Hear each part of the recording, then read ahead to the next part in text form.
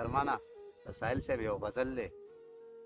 اوس به دې په سترګو هر نظر وړمه، اوس به دې په سترګو هر نظر وړمه او پیټې پیټې غم به دې په سر وړمه. څومره لیونۍ مینې بېوسه کړم، څومره لیونۍ مینې بېوسه کړم، ناز او غرور دواړه د دلبر وړمه. هر پله چې ځم په هره لار چې ځم، هر پله چې ځم په هره لار چې ځم، ستا د مینې داغ به په ځیګر وړمه. ستا دیدن خو دم د مسیحا صحیح، ستا دیدن خو دم د مسیحا صحیح، زه درنه زړګی پر هر وړمه.